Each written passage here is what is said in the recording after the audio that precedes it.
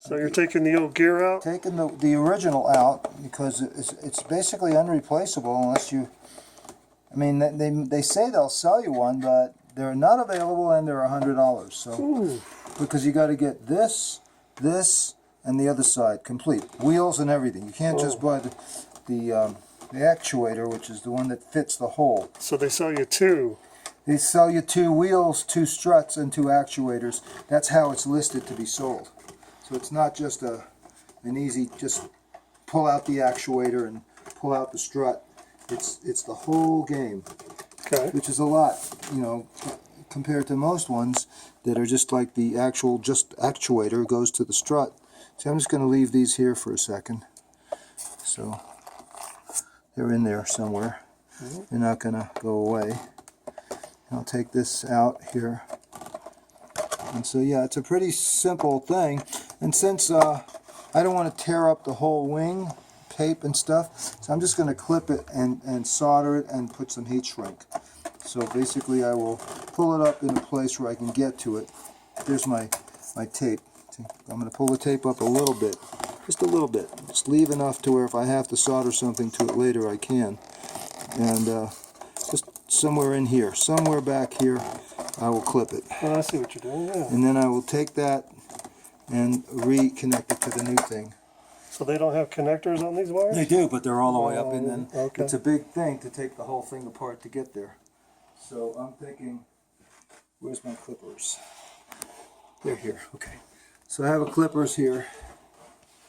I just leave over enough to where if I want to connect this up later I can.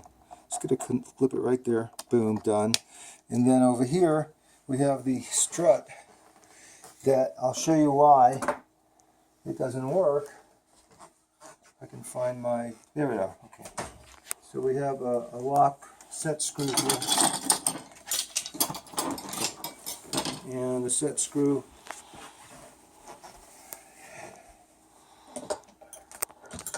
oh yeah, this is unrelated, but when I flew this the other day,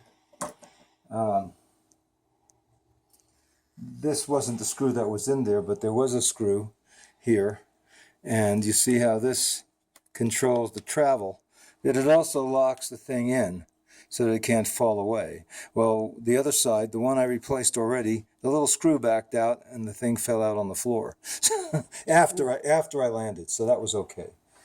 But it was like madness to think about it. Is that the one? I don't know. Let's go down a little lower. So, yeah, here we go. 1, 2, 3, and 1, 2, 3. Okay.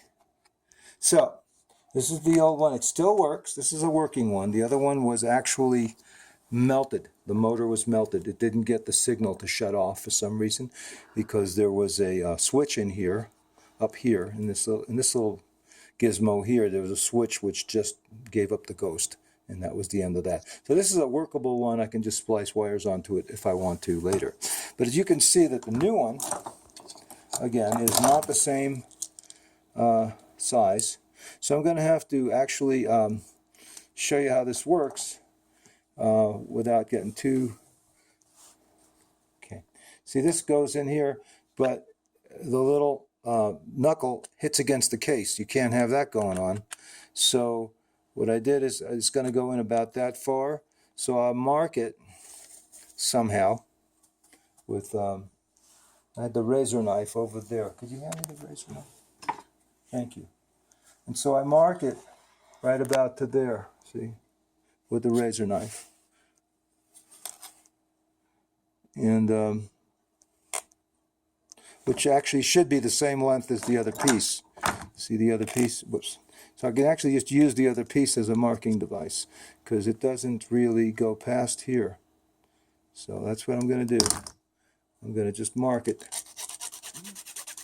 So that's my mark, right? And then I got to take that little screw out because I don't want to, any tools I use, I don't want to hit the screw and dull the tools. So I'm going to have to take that little deal out of there. Okay. And then I could cut a little wedge, a little, you know, like a little rabbit out of it. Just a little bit of a, yeah, I can just put that anywhere. So I can come down just a little bit, just a little bit.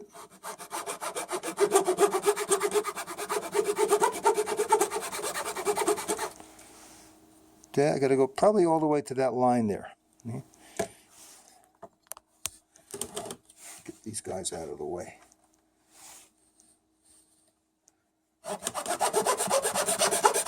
And I don't want to cut into the motor, which is just below it, but I didn't last time, so I don't think I will this time. So I'm right about there, okay? A little bit more on this side, okay? All right, so, and then over here, we're actually going to go right through the area. Now on this time, this thing, I'm going to probably want to use my Dremel, because I can put the lines where I want them, but the Dremel will do the job a lot better.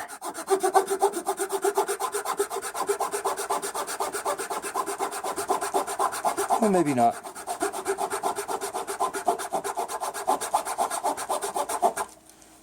Pretty cool, getting there. Let's see what the other one. The other one, yeah, it's about the same, yeah.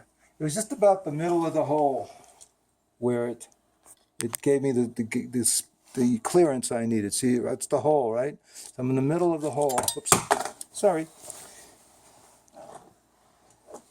And we can utilize this as a gauge how far down I want to go. Oh, you can put it on. Go ahead and I'll. Yeah, yeah.